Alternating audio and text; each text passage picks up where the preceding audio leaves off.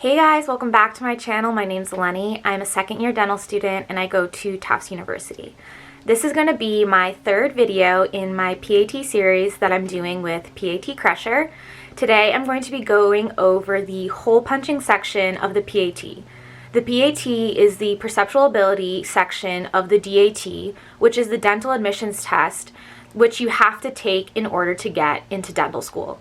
So today I will be going over the hole punching section. And before I get into this video, I wanted to give you guys a few quick tips that I did when I was studying and practicing for this section.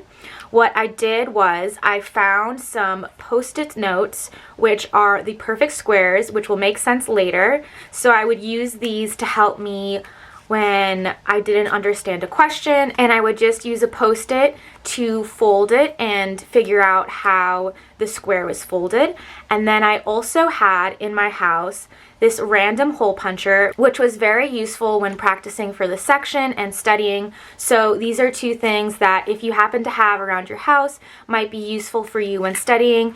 And another helpful thing that you will need is graph paper, and this will all make sense later in the video when I explain everything.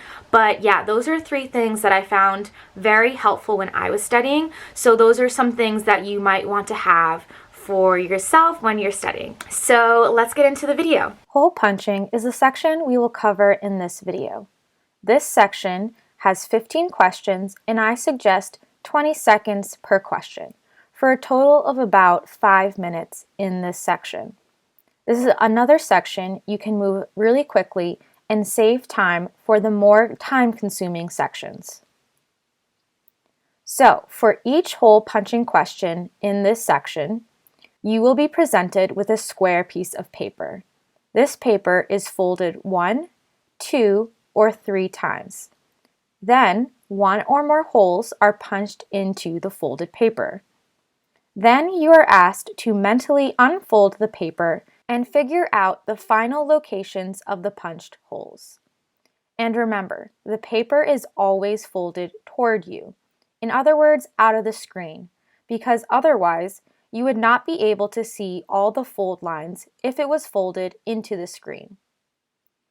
The best way to visualize this is to use a piece of paper and doing the folds yourself. The new folds of the paper are represented by the solid lines, and the original boundaries where the paper used to be is represented by the dashed lines. It is said there are 4 possible initial folds. It is either folded in half, as seen in the top 2 folded squares, or to a halfway point, as seen in these 2 bottom squares. But there can be exceptions to this rule. Now here is my approach. First, what you're going to do is create a 4x4 grid. On the exam day, you will be given a laminated graph paper, so you can create your grids on this. We are going to work backwards and start with the final picture, and place X's onto our grid where there is a hole punch, including half holes. And I will show you guys all of this. Then you want to find the line of symmetry and reflect holes over this line, while holes on the line will stay exactly where they are. And this is done for each fold until you get back to the start. And you will do this for all 15 questions. It doesn't take that much time and it is very effective. So let's go over an example together.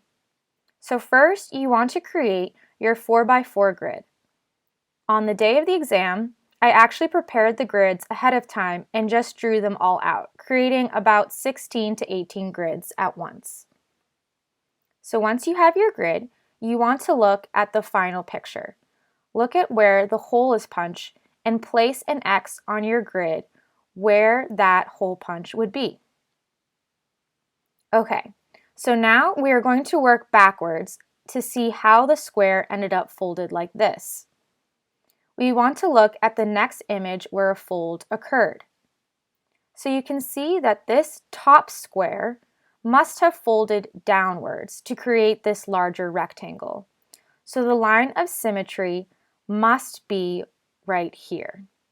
And you can draw this into your grid if you want to know where to place your next X. So then the X will be reflected down so we can place that into the grid. Now we will look at the first picture. You can see that this rectangle must have been folded open, and you can draw again in that line of symmetry where the square was folded into your grid. So now both of these X's are going to be reflected over this line of symmetry. So now you have 4 X's. And finally, the final fold must be from this first picture to the original folded square. So this little piece here must have been folded downwards. So if you reflect that back up, you have 2 more X's on the top. So now you can look at your grid and see if it matches any of the answer choices. And it does. It matches D, so D must be the correct answer. And here's another way to look at it to get your answer. So this was first folded down, then opened up, and then folded upward.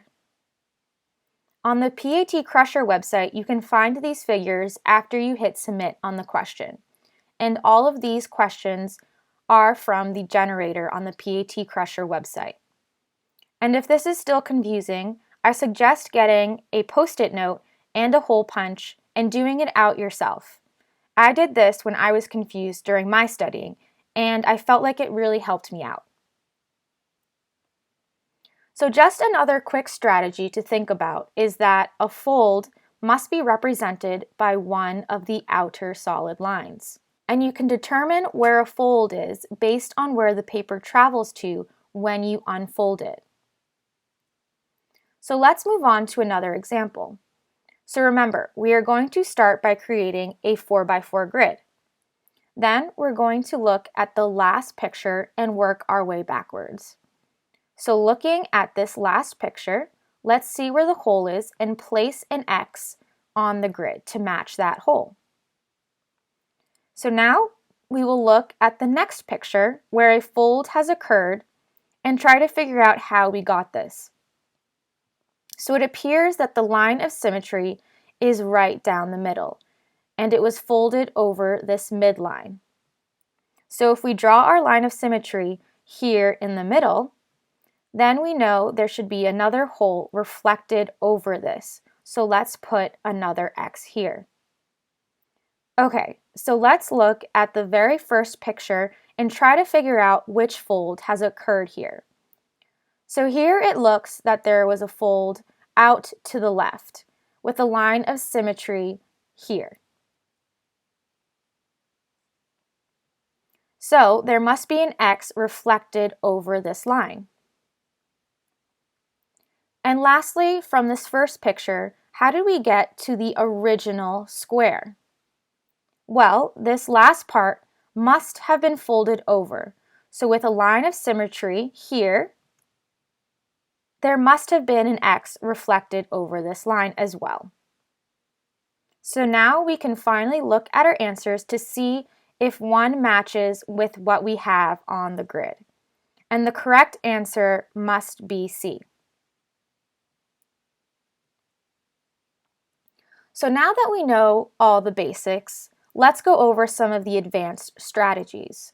So my first advanced tip is to watch out for false holes. These are the one big exception to the previous rules. These holes will not show up in the final answer and therefore must be erased from your grid. So here's an example where this shows up. First, let's draw our grid. And then let's look at the final picture to determine where the first hole punch is. And it looks to be right about here on our grid, so I will mark that with an X. Now let's look at the next picture with the fold in it and see where the fold occurred. You can see that this bottom rectangle must have been folded out to get here. But no holes are involved in this fold, so we don't need to add an X. Okay, so let's look at the next fold. It appears that this part up here must have been folded downwards to create this rectangle. So the line of symmetry must be diagonally here, which means the X gets reflected over here. But now, this place where the paper used to be, with this hole punch, there is no longer paper in this area. This is a false hole. So this is when you will need to erase the X. So we're going to erase the X where the original hole punch was in the final picture. And then we can try to figure out what fold was needed to get back to the original square. And it looks like this was just folded upward, so we can reflect the X up. So the final answer must be C. And here's further explanation of that problem. And another tip I wanted to give you guys is not to get thrown off by any weird foldings. You need to follow all the same rules as before, and you'll be able to figure it out. So let's try a tricky one out. I got this one from the Elite section of the PAT Crusher generator. So this one should be a little bit harder. So first, let's draw our 4x4 grid. Next, let's look at the final picture to find our punched hole. So here we have a half punched hole, but I want to treat it like it's a complete punched out hole. And if you can tell, I think it goes right here on our grid. So I'll put that X there. So now let's look at the next picture where the fold occurred to figure out the next fold. It appears here that something must have been folded downward, but in this case, it involves our half punched hole. So now that it is folded down, it is a full hole punch and can be left as the X we have already placed in the grid, because the line of symmetry would be right about here. So let's look at the next picture now and try to figure out the fold. It appears that the rectangle was folded outwards, and the line of symmetry is right about here. So our X will be reflected over that. So I'll go in and add my X. Now let's look at the first picture to see what the fold was. So here, this part up here must have been folded downwards, and the line of symmetry must be this diagonal line here. So I draw that into my grid. So now the X is reflected over this line. And lastly, to get back to our original square, this fold must fold upwards. So all the X's will be reflected upward over the middle line of symmetry. So now we can look at our answers and we can see it is answer E. And here's the explanation if you would like to look at it. Okay guys, I hope you found this video helpful, and if you want more practice problems, you guys can check out PAT Crusher, and they have all different kinds of practice problems. They have easy, elite, and trainee. So there's all different types of levels, and I actually have a code for you guys for your account with PAT Crusher. The code is Eleni PAT20, so you guys can get 20% off your account with PAT Crusher. And make sure to subscribe down below so you don't miss any of my upcoming videos. And thank you guys so much for watching, and I hope to see you guys in my next video. Bye!